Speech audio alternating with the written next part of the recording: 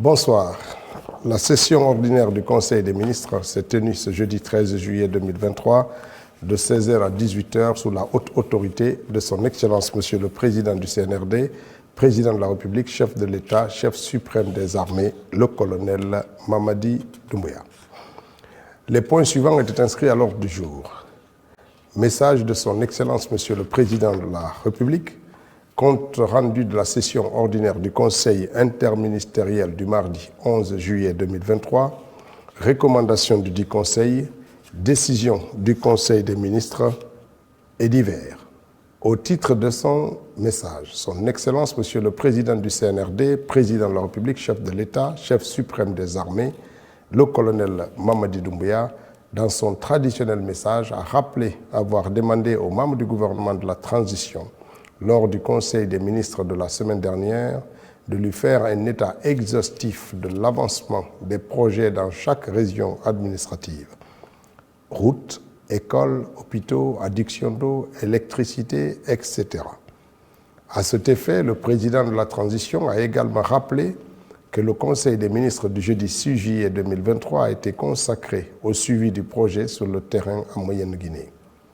Pour le Conseil de ce jeudi 13 juillet 2023, le chef de l'État a exigé de connaître la situation réelle des projets en Basse-Guinée afin de comprendre qu'est-ce qui a été réalisé cette année, qu'est-ce qui est en cours d'exécution et quel est le taux d'avancement effectif des projets. Pour répondre à ces interrogations présidentielles, le Premier ministre et les membres du gouvernement ont pris la parole à tour de rôle pour rassurer le président de la transition de l'existence d'un processus de suivi et d'évaluation rigoureux des travaux sur le terrain plutôt satisfaisant dans la région de la Basse-Côte. Compte rendu de la session ordinaire du Conseil interministériel du mardi 11 juillet 2023. Monsieur le Premier ministre, chef du gouvernement, Dr Bernard Goumou, a articulé son message autour de 3 points, à savoir l'effondrement des 2 immeubles à Matoto le lundi 10 juillet 2023, la soumission des documents d'évaluation à mi-parcours dans la plateforme conçue à cet effet, le suivi du niveau d'exécution des projets régionaux. Concernant le premier point relatif à l'effondrement des 2 immeubles à Matoto, le Premier ministre a tout d'abord présenté, au nom du président de la transition et du gouvernement, les condoléances aux familles des victimes et a souhaité un prompt rétablissement aux blessés. Sur cet incident, le chef de gouvernement a apprécié les dispositions immédiates prises par les ministres d'État en charge de la défense nationale et celui de la sécurité pour le déploiement rapide des services de secours sur les lieux. Par ailleurs, il a invité les ministres en charge de l'habitat, de l'administration du territoire et de la justice à prendre les dispositions qui s'imposent pour déterminer les causes réelles de ce drame.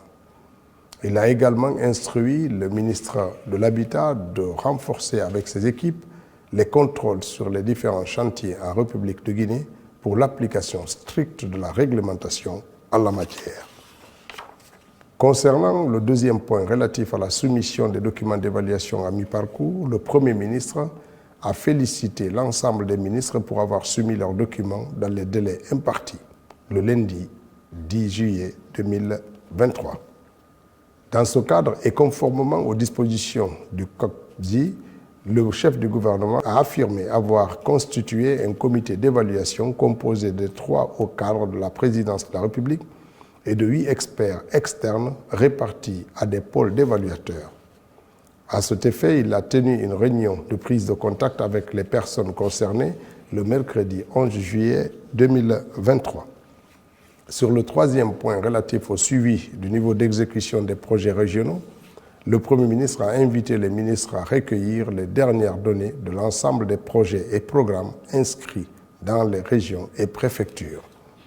Dans ce contexte et conformément aux instructions du chef de l'État lors de la dernière session ordinaire du Conseil des ministres, le chef du gouvernement a distribué aux membres du Conseil des fiches fournies par la Direction nationale des investissements publics et de l'ACGP relatives à la situation des projets. Il a indiqué que l'examen de ces fiches doit amener les ministres à proposer des mesures adéquates pour accélérer la réalisation des travaux. Au titre des communications, le ministre de l'Urbanisme de l'Habitat et de l'Aménagement du territoire, chargé de la récupération des domaines spoliés de l'État, a fait une communication relative à la stratégie de récupération des domaines spoliés de l'État. Le ministre de la Justice et des Droits de l'Homme a fait une communication relative à l'état des lieux des établissements pénitentiaires en République de Guinée. Au titre des décisions, ministère de l'Urbanisme, de l'Habitat et de l'Aménagement du territoire chargé de la récupération des domaines spoliés de l'État. Communication relative à la stratégie de récupération des domaines spoliés de l'État. Le Conseil a apporté son soutien et pris les décisions suivantes. Revoir le cadre organique du département pour le rendre conforme à sa nouvelle dénomination et à ses missions. Créer une direction nationale chargée des affaires juridiques au sein du ministère en charge de la récupération des domaines spoliés de l'État. Accélérer le recensement et l'inventaire des domaines de l'État et procéder à leur publication officielle. Produire une note d'information sur la procédure des domaines jusqu'à l'acquisition des titres et renforcer les capacités techniques du personnel en mettant à leur disposition les moyens nécessaires. Mettre en œuvre la biométrie pour les nouveaux titres fonciers. Ministère de la Justice et des Droits de l'Homme. Communication relative à l'état des lieux des établissements pénitentiaires en République de Guinée. Le Conseil a favorablement répondu aux sollicitations du ministre et a pris les décisions suivantes. Réactualiser le projet de construction de la maison centrale de Yorokogia et en faire une communication lors d'un prochain conseil interministériel. Présenter un programme global de reconstruction des prisons du pays. Concevoir un plan type de construction des prisons dans tout le pays en fonction du degré d'infraction des détenus. Programmer la construction séquentielle des prisons par exercice budgétaire. Au titre des divers, le ministre de l'Économie et des Finances a informé le Conseil de l'arrivée en République de Guinée pour une visite officielle du 15 au 18 juillet prochain du vice-président de la Banque mondiale. Cette haute personnalité de la Banque mondiale est accompagnée lors de cette visite officielle du sous-directeur en charge des infrastructures de la banque.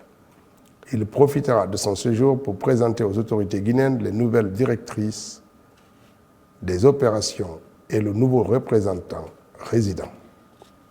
Le ministre de l'Énergie, de l'Hydraulique et des Hydrocarbures a informé le Conseil que suite à la pose de la première pierre des travaux d'installation de 2 centrales solaires d'une capacité de 102 kW crête, qu'il a réalisé au nom du président de la République, président du CNRD, chef de l'État, chef suprême des armées, dans la sous-préfecture de Tchangelbori, préfecture de l'Élément. Il a reçu une grande distinction et a été fait citoyen d'honneur et parrain pour le développement de la localité par la population. Madame la ministre du Plan et de la Coopération internationale a rappelé la tenue de la session du Conseil national de la statistique présidée par M. le Premier ministre, chef du gouvernement, Dr Bernard Goumou, le lundi 10 juillet 2023.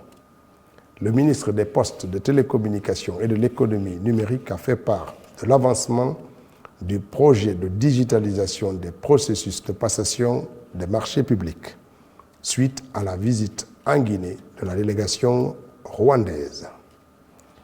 Madame la ministre du Commerce, de l'Industrie et des petites et moyennes entreprises a fait le point sur l'avancement de la relance de certaines unités industrielles, notamment l'ex-unité de textile de Sanoya, l'usine de thé de Massanta, l'huilerie de Dabola, l'usine de jus de fruits de Cancan, la conserverie de Mamou et l'usine d'outillage agricole de Mamou.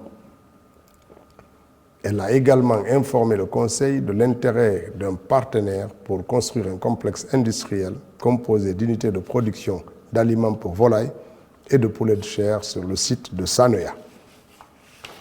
Monsieur le ministre du Budget a présenté les efforts de mobilisation des ressources internes grâce aux contributions des projets d'appui à la sécurisation des recettes, aux efforts de recouvrement des arriérés et à la relance de la collecte de certains impôts qui n'étaient plus perçus. Ces efforts ont été appréciés par le Conseil des ministres. Il a conclu en précisant que l'effort de mobilisation se poursuivra par une meilleure sécurisation de la facturation et l'application de la TVA dans le secteur des services. Monsieur le ministre des Transports a informé le Conseil que, conformément aux instructions du chef de l'État, son département met en place des mesures fortes pour rendre le port autonome de Conakry plus attractif, notamment par l'augmentation de la capacité d'accostage simultané par des travaux d'extension et de dragage. Il a précisé que le port autonome de Conakry est classé premier en Afrique de l'Ouest et 8e en Afrique. Monsieur le ministre de l'Enseignement technique, de la formation professionnelle et de l'emploi a fait le compte-rendu de la situation des permis de travail biométriques. Le gouverneur de la Banque centrale de la République de Guinée a donné plus de précisions au Conseil sur l'arrivée d'une mission d'experts du FMI pour l'évaluation des sauvegardes de la Banque centrale de la République de Guinée pour 2023. Cette mission est actuellement menée dans le cadre du financement accordé à la République de Guinée au titre de la facilité de crédit rapide, approuvée par le conseil d'administration du FMI le 22 décembre 2020. Conakry, le 13 juillet 2023. Le Conseil des ministres.